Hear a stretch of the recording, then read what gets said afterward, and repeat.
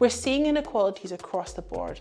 Sometimes, particularly the more unhealthy Western foods have very detailed labeling, but traditional foods don't. Every Black person I know has a family member, a friend, who's living with diabetes. We're motivated to make a change.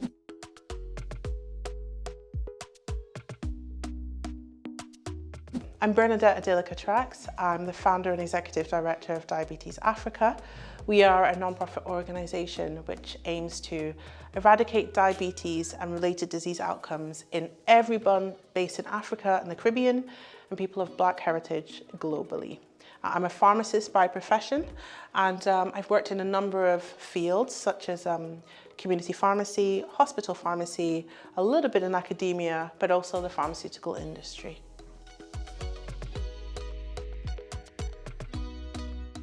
I think the main challenge was that many people who were passionate about improving outcomes for Black people living with diabetes and related diseases hadn't actually met each other.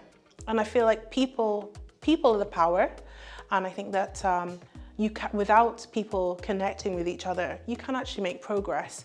And today, we've managed to link people working in healthcare professions, social care professions, people in academia, researchers, funders, people from commercial organizations to really cross-fertilize and activate these projects. It's much needed. We see it in other fields. I'm so privileged to say we have a focus in Black populations, and I hope we'll really make a change. You could say, if we're talking about which inequalities have an impact on diabetes, perhaps all of them or many of them, it could be inequalities in access to healthcare professionals. So we know the importance of getting to speak with a healthcare professional. Inequality in the resources that people have access to. Are they tailored for the individual? We talk about knowledge is power, but some people are not getting that knowledge.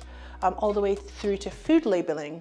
We see a lot of Western foods, sometimes particularly the more unhealthy Western foods, have very detailed labeling, but traditional foods don't. So we're seeing inequalities across the board, like I said. Healthcare professional access to information, how people are treated when they want to access care as well, how much they're involved in research, etc.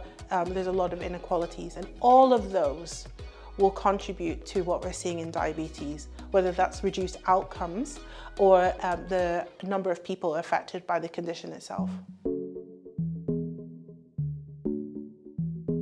I feel that we've had a lot of passion, a lot of energy at the conference today. We're so pleased with the number of people who showed up to give their opinion or present or take part. What should they do when they leave the event today? Do anything, whether that's change how they interact with one person, read one single resource. We had an example today about learning what fufu is, learning what some of the traditional cultural dishes are, would be a huge impact. Schedule a meeting with someone that they met today to talk about an idea that they have would be massive. And I view it as ripples. Just one person having a conversation, then that following on, one research project getting funded. There's so much. This is just a starting point. But in summary, what should people do? Do.